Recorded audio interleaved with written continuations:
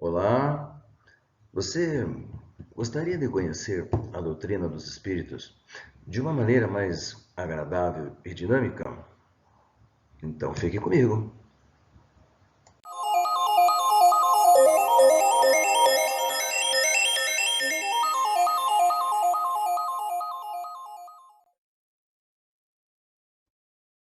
Bom dia, ou boa tarde, ou boa noite a você que está nos assistindo. Eu sou Marlos Ronque, estou fazendo esse vídeo aqui na cidade de Ponta Grossa, no estado do Paraná. Eu tenho 62 anos, eu sou médico, pediatra, há 37 anos. Trabalho na Casa Espírita Paz, Amor e Caridade há 30 anos. E decidi fazer esses vídeos para passar para vocês os conhecimentos que eu tenho a respeito da doutrina espírita. Espero que esses vídeos sejam do agrado de todos, né? Eu pretendo fazê-los assim rápido, de uma maneira dinâmica e prazerosa. Então, vamos lá. No livro Deficiente Mental, o autor Antônio Carlos nos conta a história de Júlio. Júlio foi um deficiente e já na espiritualidade ele relatou a sua história para o Antônio Carlos. E ele conta o seguinte: eu fui, eu fui muito amado pelos meus pais. Eu tive um irmão mais velho e ele era bem normal. Eu não me recordo muito bem do período em que eu estive encarnado, por causa da minha deficiência. Mas eu tinha a impressão de que eu estava preso a um saco, totalmente disforme, mole, um saco de carne. Era desconfortável, porém, hoje eu sei que era bem melhor do que o lugar aonde eu estava antes de reencarnar. Então eu fui um deficiente físico e mental. Eu tive paralisia cerebral. Mas eles cuidaram de mim muito bem. Cuidaram com muito amor. Meu pai e minha mãe me cuidaram muito bem. Tentaram de tudo para que eu melhorasse, para que eu tivesse um padrão de vida melhor. Eu fui para eu fui para psicólogo, eu fui para fono, eu fui para fisioterapia, eu fui para terapia ocupacional, tudo para ver se melhorava as minhas condições. Mas, mesmo assim, eu vivi 3 anos e 6 meses. E desencarnei em decorrência de uma pneumonia. Eu não andava, eu não falava e eu enxergava muito pouco. Mesmo assim, hoje, olhando para trás, eu bendigo por tudo aquilo que eu passei. Assim que eu desencarnei, eu fui levado para uma colônia, para um hospital. Nem todos os deficientes são levados. É claro que depende de cada um, né? Depende, depende muito do seu grau de evolução, depende muito do seu passado, né? Nós temos um passado. E lá, enquanto eu ia melhorando, aliás, eu levei mais de um ano para que eu pudesse melhorar. E nesse período todo, em volta e meia, eu sentia a presença dos meus pais. Eles, durante o sono do corpo, iam até lá para me visitar. E assim, lentamente, eu fui me recuperando. Depois que eu me recuperei lá na colônia, eu comecei a fazer os cursos que eles que dispunham, que eles nos ofereciam, para que eu pudesse melhorar. E rapidamente eu fui engajando nos diversos programas da colônia e optei em trabalhar na ala dos deficientes. E daí, depois de um certo tempo, eu comecei a me recordar da minha encarnação anterior a essa. Que ali eu encontrei a explicação do porquê que eu passei por tudo isso. Então, nessa encarnação, eu era o filho caçula. Tinha 2 irmãs e nós não éramos ricos, mas tínhamos uma vida muito boa. Daí eu cresci, eu sempre me senti muito amado. E entrei na faculdade, não foi difícil de entrar na faculdade. E lá, sem nenhum motivo, eu comecei a usar drogas. Pois é. Antes de terminar a faculdade, os meus pais, eles faleceram, os 2, em um acidente de trem. Eu terminei a faculdade e continuei morando na casa dos meus pais. Mas também continuei usando as drogas. Meus cunhados, minhas irmãs, meus sobrinhos, todos vieram a mim pedindo para que eu parasse com aquilo, todos tentaram ajudar, mas eu fui me afastando de todos cada vez mais. Sabe como é que é, né? Ninguém tinha razão, só eu tinha razão. Eu achava que podia largar aquilo a hora que eu quisesse, mas na realidade eu estava destruindo a minha vida. Um belo dia eu percebi, pelas conversas, que eles pretendiam me internar em uma clínica de recuperação. Então, na noite anterior, eu tomei uma overdose. Na realidade, o objetivo não era me matar, era um protesto, era para deixar eles constrangidos, sei lá. Eu nem sei direito o que se passou na minha cabeça, mas o que aconteceu foi que o meu corpo morreu. Minhas irmãs encontraram o meu corpo no outro dia, morto na sala. Mas eu fiquei grudado a ele. Eu fiquei grudado ao meu corpo. Eu vi quando fui colocado no caixão. Eu vi quando eu fui enterrado. Eu senti tudo. Eu senti toda a deterioração do meu corpo. Os bichos, aquele cheiro horroroso, o frio, a solidão, as gargalhadas, os xingamentos que eu não sabia nem de onde é que vinham. O tempo foi passando e eu pensei que ia enlouquecer. Mas, num certo momento, eu tive alguns momentos de lucidez e nesses momentos eu fiz uma oração e pedi ajuda para os meus pais. E eles vieram, me tiraram de lá e me levaram, ou me trouxeram aqui para essa colônia onde eu estou hoje. Mas o meu estado, né, era lastimável. O meu corpo, o meu perispírito, eu estava muito doente, estava muito lesado. A recuperação seria prolongada, então os meus pais decidiram por uma nova encarnação. Então eles vieram e eu vim como filho deles novamente, mas daí com todas as deficiências, porque afinal de contas eu mesmo havia lesado o meu corpo e era impossível gerar um corpo saudável. Mas eu bendigo. Hoje, olhando para trás, agradeço por tudo que eu passei. Agradeço aos meus pais e todos aqueles que estiveram envolvidos na minha recuperação. Hoje, além de eu ser grato, eu aprendi. Aprendi a me cuidar e aprendi a cuidar do meu corpo. Então, companheiros, essa foi a história do Júlio, uma história triste. Mas se nós olharmos aí para fora, é a história de muitos, porque muitos jovens, aliás, de todas as idades, né, estão se entregando aos vícios, às drogas, né? Só que hoje em dia nós não temos mais só drogas como vícios, né? Nós temos vícios dos jogos, do computador, nós temos o vício da comida, da gula, né? São muitos os vícios. E os nossos irmãos, infelizmente, vão aprender, né?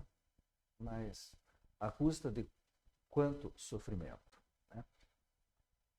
E como nós sabemos que o conhecimento nos liberta das dores e do sofrimento. Então, vamos lá, vamos aprender. Vamos aprender para não precisar sofrer. Então, aqui, no capítulo 3, na pergunta 37, o universo foi criado ou sempre existiu assim como Deus? Kardec sempre, né? Kardec sempre brilhante, fazia as perguntas que vêm na nossa cabeça, né? Os espíritos responderam para ele. O universo não poderia ter se formado por si mesmo. Se ele existisse desde toda a eternidade, assim como Deus, não poderia ser obra de Deus. Então Deus, nosso Pai, nosso Criador, a inteligência suprema. Podemos dar a denominação que quisermos, mas é a inteligência suprema que criou tudo, criou todos, criou a nós. Somos filhos de Deus, somos herdeiros do Pai. Carregamos dentro do nosso ser, dentro de nós, todas as sementes da divindade e temos que, pelo nosso próprio esforço, desenvolvê-las. E para isso, nós somos, então, viajantes. A nossa jornada evolutiva. E de encarnação em encarnação, nós vamos aprendendo cada vez mais e vamos nos melhorando. Na pergunta 38, Kardec então questiona como Deus criou o universo. A resposta dos espíritos é sui generis, né?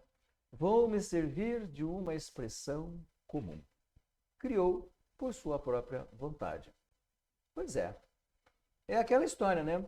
Perguntar para Deus por que ele criou a vida, por que ele nos criou. Pois é, ele criou porque ele quis.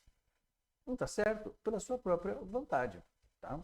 Quando nós estivermos mais evoluídos, daqui a não sei quantos milhões de anos, nós podemos perguntar diretamente para o Criador. Por enquanto, sem condições.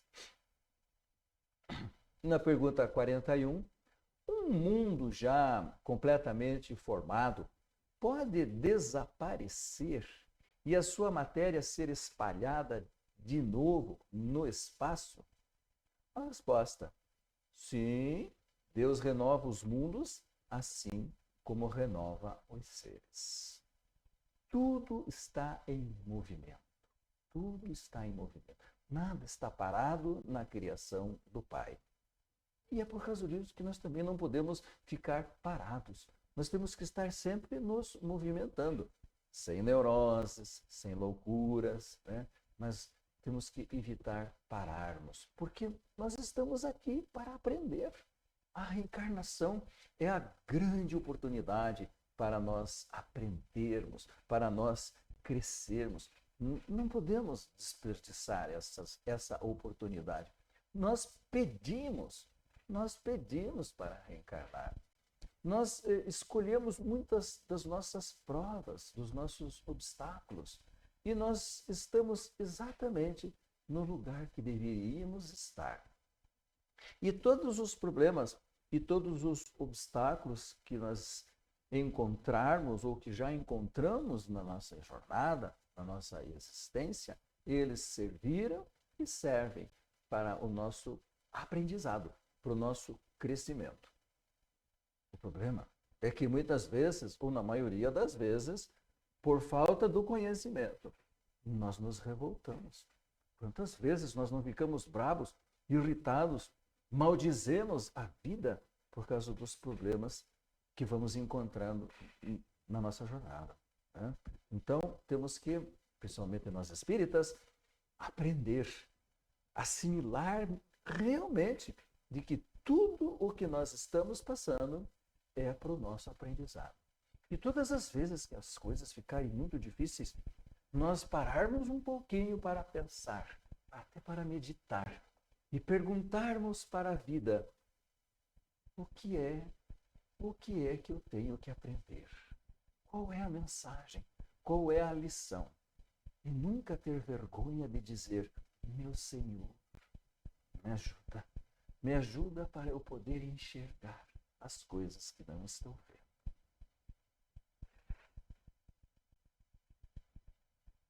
Pergunta 50. A espécie humana começou por um único homem? Não. Adão não foi o único a povoar a terra. Pois é. A história já nos diz isso, né? A história da humanidade tem milhares de anos e não foi só um homem ou uma mulher que deu origem a tudo isso. Tá? É a evolução das espécies. Começamos a nossa jornada como um pontinho de luz e viemos. Nós já estagiamos pelos minerais, já estagiamos pelos vegetais, já estagiamos pelo mundo animal. Hoje estamos no mundo hominal. Para amanhã, não sei quando, porque vai depender de cada um, adentrarmos ao mundo angelical. Mas falta tempo ainda, bastante tempo. Temos muito o que crescer ainda, né? Mas é uma jornada que vale a pena. Por isso que nós não podemos ficar parados. Temos que estar sempre em movimento. Movimentar a nossa casa mental, a nossa inteligência, para que a gente passe mais rápido, para que nós possamos nos libertar mais rapidamente dessa dimensão mais densa da matéria, para conquistarmos o direito de vivermos em ambientes melhores. Essa é uma conquista individual de cada um. Na pergunta 52, de onde provém as diferenças físicas e morais que distinguem as raças humanas na Terra? Do clima, da vida, dos costumes. Então, é a evolução das coisas, né? Dependendo de onde estejamos, o corpo sofre algumas modificações, né? Para a melhor adaptação naquele ambiente onde nós estamos vivendo.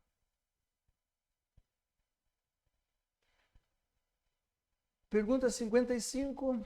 Todos os globos que circulam no espaço são habitados? Sim. E o homem da Terra está longe de ser como acredita, o primeiro em inteligência, em bondade e em perfeição. Existem homens que se julgam muito superiores e pretendem que apenas esse pequeno globo tenha o privilégio de abrigar seres inteligentes. Oh, vaidade do ser humano, hein? Oh, vaidade. Como somos vaidosos, como somos orgulhosos, como somos pretensiosos ainda. Amanhã não seremos mais, né? Porque, afinal de contas, estamos evoluindo, né? Mas olhando para o céu e ver a enormidade de estrelas, né? E pensar que cada uma é um sol, que cada uma tem planetas girando ao seu redor, e imaginar que não existe vida lá, né? Que só aqui, que só nós que somos os queridinhos do Senhor, é muita pretensão. Então os espíritos são bem claros, dizendo que todos os mundos são habitados. É claro que vidas diferentes, né? Dimensões diferentes, mas todos são habitados. Nada está vazio. Tudo na obra de Deus está em movimento, em criação e em evolução. Então é isso, companheiros. Vamos encerrando aqui. Espero que tenha sido do agrado. Como eu falei, é rápido, é sucinto, serve para chamar a atenção, para que você tenha a curiosidade de ir ao Livro dos Espíritos, ler as demais perguntas do capítulo e assim ir adquirindo mais informações. Muita paz, muito amor, muita alegria, muita harmonia em seus corações. E sejam felizes. Lutem para serem felizes. Um abração e até a próxima.